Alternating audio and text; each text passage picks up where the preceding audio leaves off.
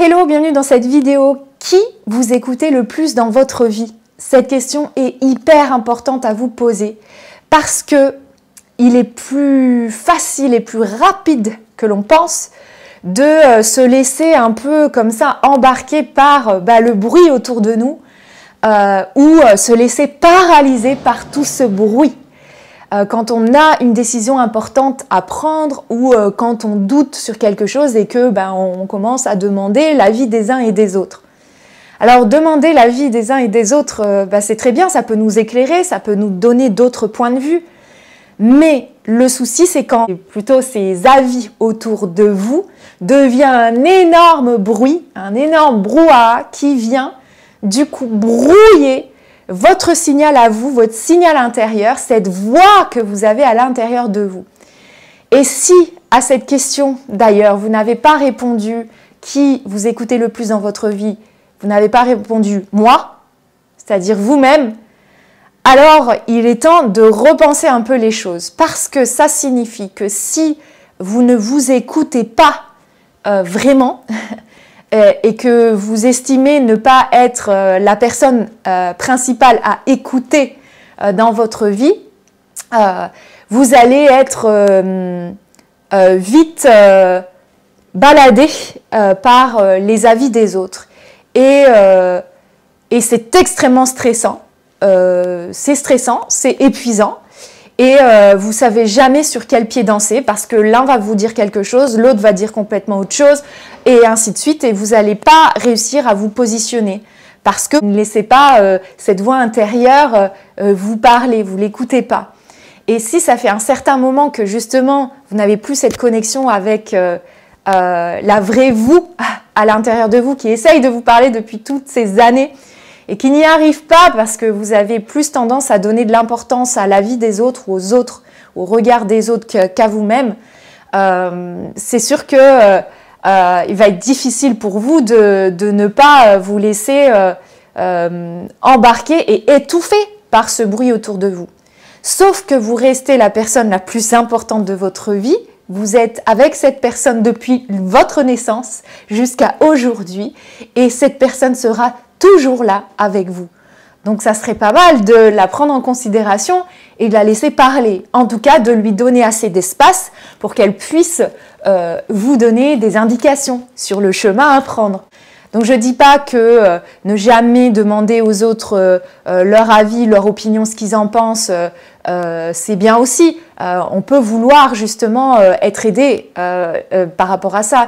Mais il faut toujours vous demander où est votre voix intérieure à vous, ce que vous pensez vous réellement au fond de vous, et toujours vérifier que vous avez une place là-dedans dans cette réflexion, que ce n'est pas juste les autres qui décident pour vous. Je vais donner l'exemple du post que j'ai fait hier. Est-ce qu'il vous est déjà arrivé d'être super enthousiaste parce qu'il vous est arrivé quelque chose de bien, vous avez envie de le partager, ou vous avez cette vision pour votre avenir et vous avez un projet ou une ambition et vous êtes tellement heureuse de ça que vous avez envie de le partager avec quelqu'un et vous êtes tellement pris dans cet enthousiasme que cette bonne nouvelle ou cette vision provoque en vous que vous en parlez autour de vous. Et peut-être que même dans ces moments-là, pris par l'ampleur de cet enthousiasme, vous vous adressez à ce membre de la famille qui fait que vous rabaisser ou qui à chaque fois est un rabat-joie total. Et c'est comme si sur le moment vous étiez devenu amnésique et vous avez complètement oublié que cette personne n'était pas en capacité de recevoir votre joie.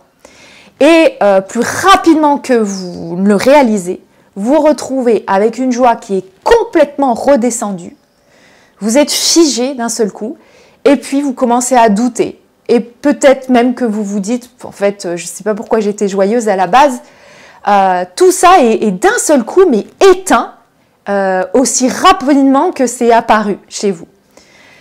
Ça, c'est un indicateur que, pas que votre joie n'était pas justifiée, si en plus elle était aussi spontanée, aussi intense et qu'elle l'était, tout ce que vous ressentez est d'ailleurs valide.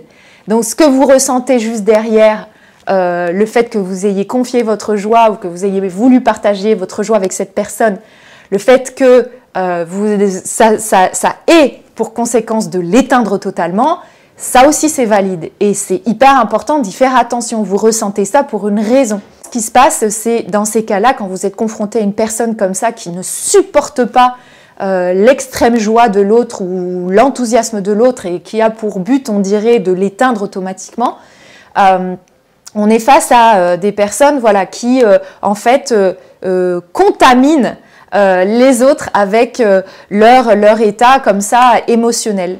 Et leur état émotionnel est plutôt le total opposé de ce que vous ressentiez. Une extrême joie, un extrême enthousiasme les met mal. Ils ne savent pas gérer ce plein d'émotions, cet enthousiasme. Donc c'est comme s'ils avaient pour mission d'éteindre le feu. Mais ça ne veut pas dire que votre joie n'est pas justifiée ou que vous ne devriez plus jamais partager votre joie avec quiconque.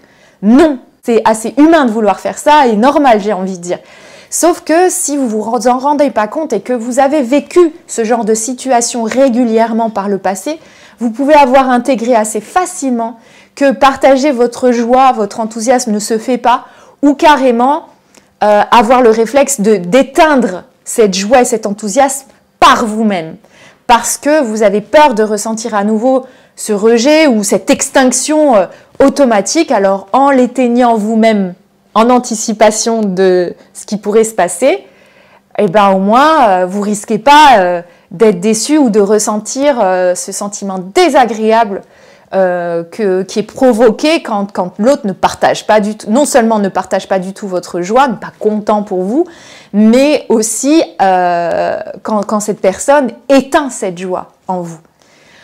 C'est des choses à faire hyper attention, c'est que vous êtes importante, vous avez le droit d'exprimer votre joie et vouloir la partager aussi, vous avez le droit de vouloir la partager. Par contre, vous devez faire attention à qui vous partagez vos bonnes nouvelles, votre vision, votre enthousiasme, parce que ça, c'est une réalité. Tout le monde n'est pas en capacité de recevoir ça. Tout le monde ne supporte pas, c'est une réalité aussi, voir cette joie chez l'autre, peut-être parce que cette personne elle-même n'arrive pas à atteindre cet état de joie et est confrontée à sa propre peut-être incapacité. Alors, c'est pas qu'il n'est pas en capacité, c'est qu'il a enfoui ça très profondément en lui, mais cette personne ne le sait peut-être pas. Et donc voilà, vous vous êtes laissé là-dessus en pensant que finalement c'est vous le problème. Et si vous ne remettez pas en question cette croyance que finalement c'est pas bien de partager sa joie, c'est pas bien d'exprimer ce qu'on ressent spontanément, c'est pas bien de faire tout ça, vous allez éteindre qui vous êtes, vous allez éteindre votre authenticité, vous allez éteindre votre spontanéité alors que ça fait qui vous êtes. Je fais cette vidéo pour vous rappeler que vous avez le droit d'être vous, vous avez le droit d'exprimer votre joie, vous avez le droit de vouloir la partager et si c'est pas bien reçu en face, dites-vous que c'est pas vous le problème, mais peut-être que si vous vivez ça de façon régulière, on éteint votre joie quand vous êtes hyper joyeuse et que vous ressentez comme ça une même culpabilité d'avoir partagé cette information, il est peut-être temps pour vous d'avoir du soutien. Parce que si vous n'en avez pas et que vous continuez toujours à vous adresser à cette personne en espérant que cette personne soit heureuse pour vous, surtout si c'est un parent ou un frère ou une sœur, quand il s'agit de la famille, mais on s'attend à ce que cette personne en particulier soit heureux pour nous. Et quand ce n'est pas le cas, ou qu'on a la sensation qu'on dérange avec notre joie et que ça s'est arrivé de façon répétée, il est certain que c'est plus facile dans notre esprit d'en déduire que partager sa joie, ça ne se fait pas parce qu'on fait de l'ombre aux autres, parce qu'on prend trop de place, parce que on n'a pas le droit d'exprimer réellement ce qu'on ressent, parce que peut-être aussi que les émotions sont assez étouffées dans votre famille, donc vous dérangez quand vous les exprimez. Mais ça, c'est pas une réalité, vous ne dérangez personne. Si vous dérangez les personnes quand vous quand vous vous exprimez pleinement, quand vous exprimez votre spontanéité, quand vous riez, quand vous partagez un enthousiasme, c'est que la personne n'arrive pas à gérer ça, mais ça n'a rien à voir avec vous. Le souci, c'est cette croyance que vous avez fini par créer en vous et ben, en toute logique, hein, parce que c'est arrivé de façon tellement répétée qu'à un moment, on finit par comprendre qu'on dérange ou que ça fait de l'ombre aux autres quand on exprime sa joie. Donc, on va essayer d'étouffer tout ça. Comme ça, on est peut-être accepté ou par peur de ne plus être aimé de cette personne, on va trouver un moyen de plus exprimer ça.